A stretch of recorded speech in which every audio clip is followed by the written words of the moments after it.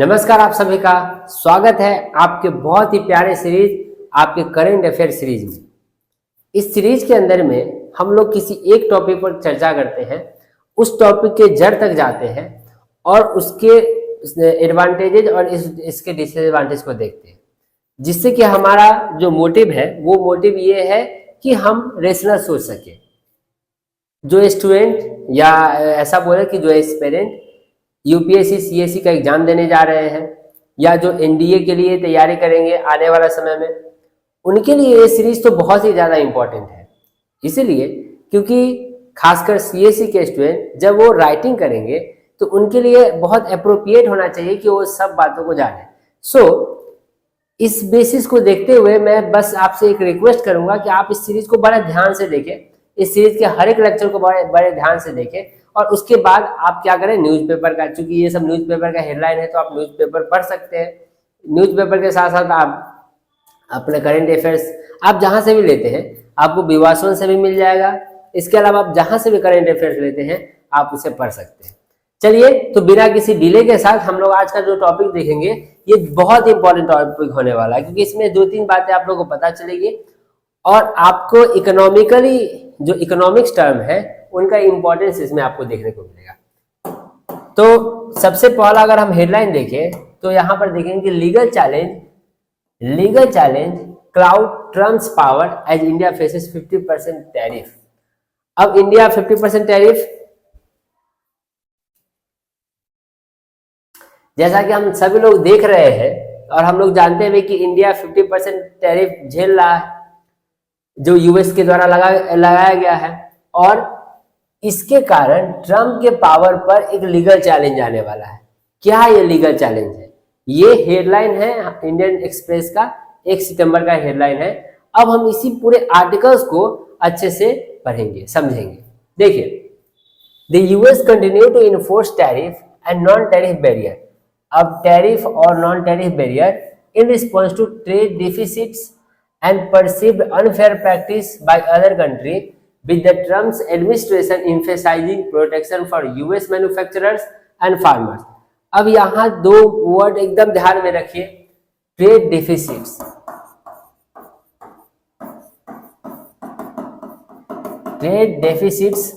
और unfair practice by other country. अब US क्या कर रहा है, जो भी टैरिफ और नॉन टैरिफ बैरियर है उनको कंटिन्यू कर रहा है। किसके रिस्पॉन्स में? तो ट्रेड डेफिसिट्स के और अनफेयर प्रैक्टिस, अदर कंट्री के अनफेयर प्रैक्टिस के रिस्पॉन्स में। ट्रेड डेफिसिट क्या होता है कि जब आप किसी भी कंट्री का इंपोर्ट उस कंट्री के एक्सपोर्ट से ज्यादा हो जाए, उसे हम लोग क्या बोलते हैं? Trade deficit. इंपोर्ट का मतलब कंट्री में आपका सामान आ रहा है, एक्सपोर्ट मतलब जा रहा है। तो ऑब्वियस सी बात है कि जब सामान ज्यादा आना शुरू हो जाएगा तो ऑब्वियस सी बात है आपको क्या होगा कि आपके ट्रेड डिपेंडेंसी के रूप में जा रहा है। तो ट्रेड डिफिसिट्स को देखते हुए और अनफेयर प्रैक्टिस को देखते हुए, अदर कंट्री के अनफेयर प्रैक्टिस के रिस्पॉन्स में यूएस टैरिफ इन्फोर्स कर रहा है। जो टैरिफ बैरियर है या नॉन टैरिफ बैरियर है उन्हें रिस्पॉन्स कर रहा है। इसमें ट्रम्प का एडमिनिस्ट्रेशन ने ये इम्फेसाइज किया है, इस बातों को रखा है कि इससे यूएस मैन्युफैक्चरर का प्रोटेक्शन होगा और यूएस फार्मर्स का प्रोटेक्शन शामिल है, इसलिए ये डिसीजन लिया जा रहा है। तो पहला पॉइंट आपको उम्मीद है आपको क्लियर हो गया होगा। चलते हैं दूसरे पॉइंट पर। दूसरा पॉइंट कहता है कि US court of appeal ruled that power to impose tariff lies exclusively with Congress, not the president, under the constitution, and it is unlikely Congress intended to IEEPA to confer unlimited tariff power to the president। अब यहाँ ध्यान देंगे, फिर यहाँ 2 word आपको देखने को मिलेगा, the US Court of Appeals। US Court of Appeal क्या है कि जब हम मतलब यूएस के अंदर में हम अगर किसी कोर्ट में केस करना चाहे तो आप यहाँ पर अपील अपना दायर कर सकते हैं। ये फेडरल है, आप इसके बारे में जाके एक बार रिसर्च कर सकते हैं या आप कमेंट कर सकते हैं, तो हम इस पर वीडियो बना देंगे। तो यूएस कोर्ट ऑफ अपील्स यह रूल दैट, उन्होंने ये स्टेटमेंट दिया है कि पावर टू इम्पोज टैरिफ को इम्पोज करने का पावर सिर्फ और सिर्फ कांग्रेस के पास है, न कि प्रेसिडेंट के पास है। अगर कॉन्स्टिट्यूशन के बेसिस से देखा जाए तो वो सिर्फ और सिर्फ किसके पास है, वो सिर्फ और सिर्फ है प्रेसिडेंट के पास, सॉरी कांग्रेस के पास, न कि प्रेसिडेंट के पास। और यह बहुत ही मतलब इम्पॉसिबल आप बोल सकते हैं कि कांग्रेस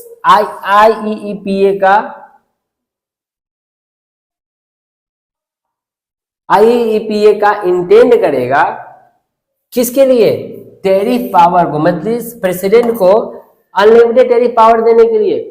मतलब ये असंभव सा बात है कि कांग्रेस क्या करेगा, अनलिमिटेड टैरिफ पावर देने के लिए आईईपीए का यूज करेगा, इंटेंड करेगा। अब ये आईईपीए क्या है,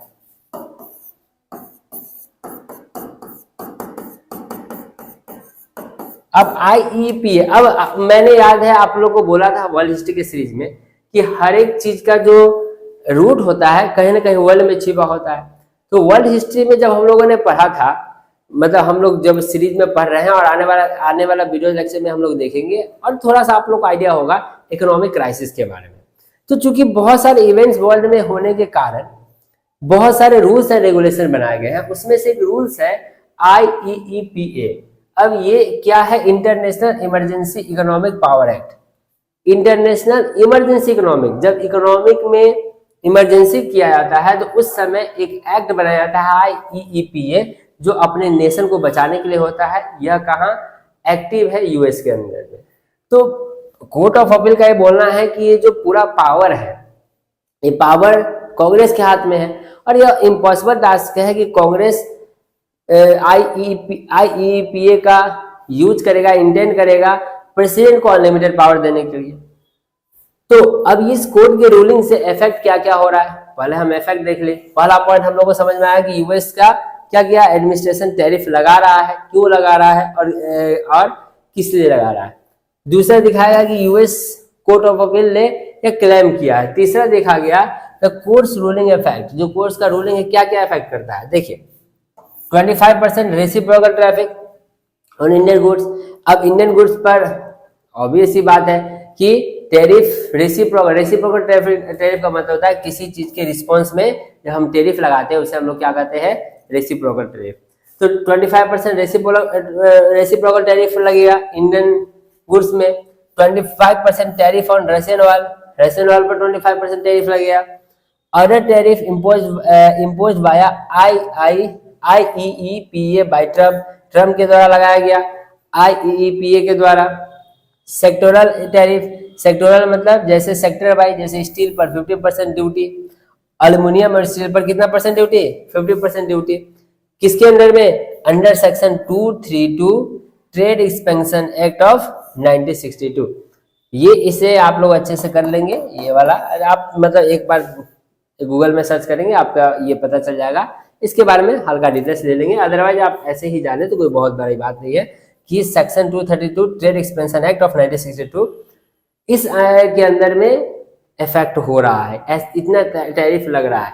मतलब कोर्ट का जो रूलिंग है उससे क्या हो रहा है, ये इफेक्ट हो रहा है, इतना मात्रा में टैरिफ क्या हो रहा है, यूज हो रहा है। अब जो नेक्स्ट पॉइंट अपना ये है कि Trump responded to the court. अब ऑब्वियस बात है कोर्ट के रूलिंग को ट्रम्प रिस्पेंड करेगा। तो Trump responded to the court ruling by defending tariff as essential to nation strength. Important point note कीजिए, ट्रम्प ने बोला कि ये एसेंशियल है किसके लिए, नेशनल स्ट्रेंथ के लिए। यह नेशनल स्ट्रेंथ के लिए कैसे ये आगे वाला लाइन में वो समझाएगा नेशनल स्ट्रेंथ के लिए कैसे।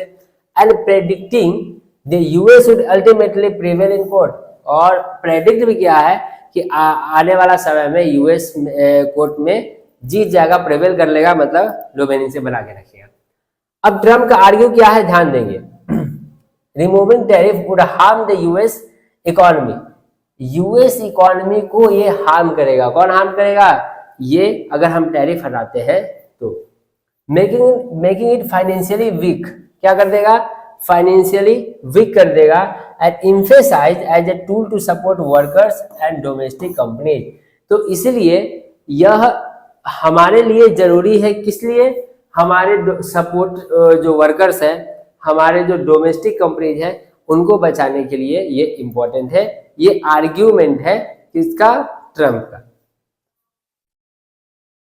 The court case resulted from law suits. अब यहां पर वर्ड आया लॉ सूट्स। लॉ सूट्स का मतलब होता है आर्गुमेंट। जब किसी भी लॉ में हम लोग बहुत सारा आर्गुमेंट्स करते हैं उसे लॉ सूट बोलते हैं। The court case result from law suit by small businesses and US state. Small businesses और यूएस स्टेट के बीच में क्या हो रहा है? आर्गुमेंट हो रहा है इस लॉ को लेकर। कब? जब ट्रम्प ने ऑर्डर एग्जीक्यूट किया तब। ऑर्डर एग्जीक्यूट करने के बाद इन दोनों ग्रुप के बीच में क्या हो रहा है? लॉ सूट्स हो रहा है, मींस आर्गुमेंट हो रहा है। The US Court of International Trade had earlier held the tariff unlawful with the decision state of appeal। और ये काम US court of international trade ने पहले ही कर दिया था।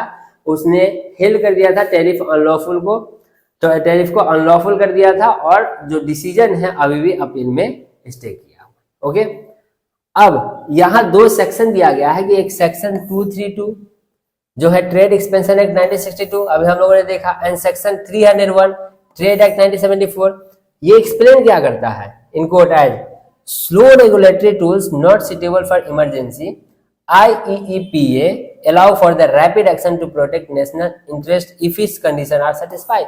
इंपॉर्टेंट पॉइंट है यह सेक्शन ये बताता है कि अगर हमारे देश के अंदर में कंडीशन बहुत खराब है, इकोनॉमिक एस्पेक्ट खराब चल रहा है, तो IEEPA के अंदर में आप स्लो चेंज मत कीजिए, आप चेंज को क्या कर दीजिए? बूस्ट कर दीजिए।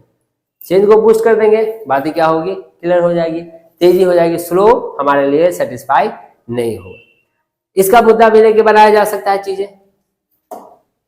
अब without IIPA's broad emergency power the administration contended presidential foreign policy flexibility and national security would be compromise. मतलब ये जो एडमिनिस्ट्रेशन है इसने तर्क रखा है अपने बातों का कि अगर हम IEEPA के पावर को नहीं यूज करें तो जो प्रेसिडेंशियल फॉरेन पॉलिसी है और नेशनल सिक्योरिटी कंप्रोमाइज होगा। मतलब एडमिनिस्ट्रेशन का ये पूरा स्टेटमेंट जा रहा है एक तरह से क्या करने के लिए कि हम लोग नेशनल सिक्योरिटी को और फॉरेन पॉलिसी फ्लेक्सिबिलिटी को कंप्रोमाइज किसी भी हाल में नहीं करेंगे। ओके, अगला पॉइंट क्या है? The core legal question is, ये इंपॉर्टेंट बात है कि is whether tariff are a matter for congressional law making और can be wielded as a presidential emergency tool under IEEPA। ये इंपॉर्टेंट पॉइंट है कि क्वेश्चन क्या है? क्वेश्चन क्या है? ये टैरिफ का मैटर है, क्या कांग्रेस का लॉ मेकिंग से है या प्रेसिडेंट का इमरजेंसी टूल है IEEPA के अंदर में, कि अगर प्रेसिडेंट जब चाहे इसे यूज कर सकता है on the basis of IEEPA में। ये एक कोर क्वेश्चन रहता है, यहाँ पे हम लोग को देखने को मिलेगा। IEEPA A 1977 law for sanction and financial control. अभी लॉ किसका लॉ है? ये सब आप लोग स्टार मार्क करके लिख भी लेंगे। ये जो IEEPA है ये एक 1977 का लॉ है जो सैंक्शन और फाइनेंशियल कंट्रोल करता है। अब ये कहीं भी टैरिफ और टैक्सेस को कहीं भी स्पेसिफिकली मेंशन नहीं करता, लेकिन यह ग्रांट करता है कि जब देश में इमरजेंसी होगी तो आप ट्रांजैक्शन को ब्लॉक कर सकते हैं। ये स्टेटमेंट कौन दे रहा है?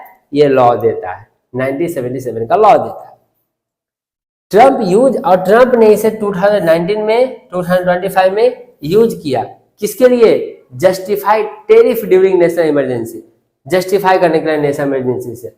अब इसमें कौन क्या शामिल है? ट्रेड डिफिसिट्स और फेंटेनाइल इनफ्लो, मतलब एक मास इनफ्लो जो होगा, ठीक है, वो शामिल है और ट्रेड डिफिसिट शामिल है। इसका मतलब है कि ये जो यूएस प्रेसिडेंट ट्रम्प ने 2025 में इसके बेसिस को बनाकर अपने बातों को रखा है।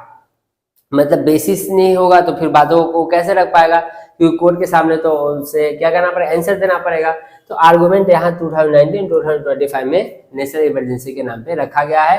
ट्रेड डिफिसिट और फेंटेनाइल इनफ्लो, मतलब मास इनफ्लो किसी भी चीज का। अब court found Congress not the president hold tariff authority and any delegation must be split and narrow. Court ये कहता है, कांग्रेस से यह कहता है कि आप टैरिफ अथॉरिटी को होल्ड करें, क्योंकि चूंकि यह टैरिफ अथॉरिटी बहुत ही इंपॉर्टेंट एस्पेक्ट है, ये पूरे वर्ल्ड को देखता है, इसलिए इसका जो डेलीगेशन होना चाहिए सबके सुझाव से होना चाहिए और इसका डेलीगेशन एक्सप्लिसिट और नैरो होना चाहिए, मतलब सबके कन्फ्रंट में होना चाहिए, जिससे कि एक बेहतर रिजल्ट हो जो कोर्ट का बोलना है। और ये बात सही भी है, अगर हम एक ऐसे कंट्री से बिलोंग करते हैं जो पूरा वर्ल्ड को डोमिनेट करता है, तो यहाँ पर हम चीजों को इस तरह से नैरो माइंडेड इस तरह से हम चीजों को क्रीपी माइंडेड नहीं ले सकते। कभी भी नियम जो होंगे ज्यादा डिस्कस करके बनाए जाएंगे। Multiple lawsuits from states and businesses have reinforced this constitutional challenge. और स्टेट और बिजनेस के बहुत सारे लॉसूट्स मतलब बहुत सारे आर्गुमेंट अब इसके क्या करते हैं, कॉन्स्टिट्यूशन चैलेंज को रीइंफोर्स करते हैं, क्योंकि अब डिस्कशन चल रहा है, कोर्ट में डिस्कशन चलेगा, डिस्कशन के बाद उसका कुछ फैसला होगा। The court want that using IEEPA for unlimited tariff power was never Congress intent. Thus, emergency power cannot override Congress authority over trade and taxation. Court ने बस ये वार्न किया है कि यह जो IEEPA है, यह कांग्रेस का इंटेंट नहीं है, इसे यूज करने का हक ऐसा कांग्रेस को नहीं है और इसका मिसयूज कांग्रेस नहीं कर सकता ट्रेड एंड टैक्सेशन के ऊपर। ये एक गलत सिग्नल होगा और एक डेवलपमेंट के बीच में रोड़ा भी हो सकता है। Legal experts noted that administration may deliberately use IEEPA to buy times with court decision likely to delay or appeal as much as possible। मतलब लीगल एक्सपर्ट ये नोट कर रहे हैं कि एडमिनिस्ट्रेशन डेलिबरेटली मींस सुझाव लेकर डिस्कस करके क्या कर सकता है, IEEPA का यूज कर सकता है, क्या खरीदने के लिए, टाइम लेने के लिए। ऑब्वियस सी बात है, वो डिस्कशन चालू करेगा, अपील करेगा तो उसे टाइम मिलेगा तो कोर्ट जो हियरिंग में डिले होगा और अपील जितना से ज्यादा से हो सके वो डिले किया जा सकता है। ये कुछ एक्सपर्ट्स, लीगल एक्सपर्ट्स का मानना है। मतलब लीगल एक्सपर्ट ये बोलना चाह रहे हैं इनडायरेक्टली कि ये ऐसा प्रोसेस है जहां पर थोड़ा समय लग सकता है, तो जो इंस्टेंट फैसला है ये फैसला नहीं आएगा, बट ये जो है कंडीशन इंस्टेंट कंडीशन है, क्योंकि इसमें बहुत इंस्टेंट आपको क्या करना पड़ेगा, फैसला लेना पड़ेगा। The broader issue beyond the immediate legal fighting. अब इस इमीडिएट लीगल फाइट के अलावा अब ये क्या है, ब्रॉडर इशू भी है। एक इंपॉर्टेंट इशू यहाँ पर है, ब्रॉड इशू क्या, कि how other country will respond either upholding established rule or seeking ways to mitigate ongoing damage from tariff action। तो क्या जो अगला कंट्री जो इसका कैसे रिस्पॉन्ड करेगा, क्या इसका बातों को रखेगा, बर्दाश्त करेगा, अपहोल्ड करेगा, डिसीजन को फॉलो करेगा, या इसको मिटिगेट करेगा, कम करने की कोशिश करेगा। अब ऑब्वियस ही बात है कि जब आप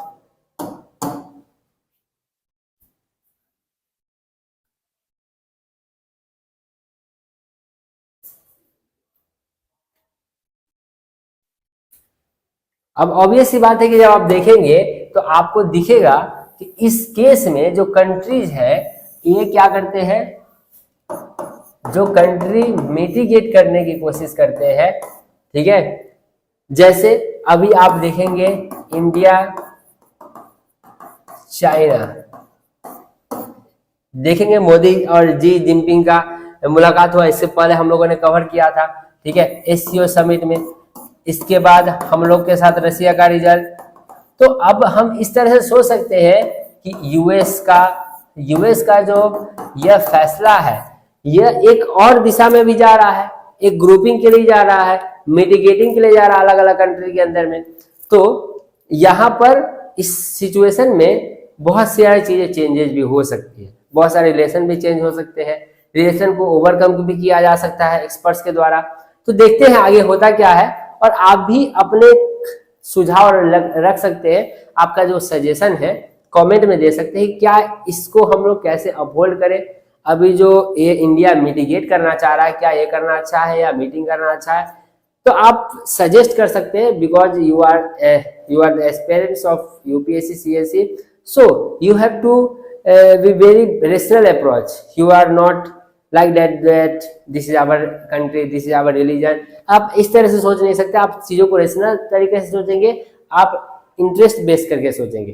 तो एक बार आप इससे अच्छे से पढ़ें, इस वीडियो को देखने के बाद भी आप इस आर्टिकल को एक बार अच्छे से पढ़ लें। आपके पास आर्टिकल आ ही जाता होगा, न्यूज़पेपर के माध्यम से आ जाता होगा, या हो सकता है कि आप एआई का यूज करके आर्टिकल्स ले आते होंगे, या ये भी हो सकता है आप गूगल पर आर्टिकल देख सकते हैं। आप जहां से भी देखिए इस आर्टिकल को पढ़ेंगे और खुद के बात से भी ऐसे सोचेंगे। सिर्फ ऐसा नहीं है कि मैंने बताया और किसी सर ने बताया उनके बातों को देखेंगे। This is our approach to study this thing, your approach is little bit different, और आप चीजों को उस तरह से देखेंगे। चलिए, तो इस उम्मीद के साथ कि आप लोगों को बातें समझ में आई होगी, हम लोग मिलेंगे अपने नए वीडियो और इसी सीरीज के नए वीडियो में। तब तक के लिए जय हिंद, जय Bharat. Thank you for learning with Vivas One Educational Foundation. For contents like this, follow us on Facebook and Instagram today.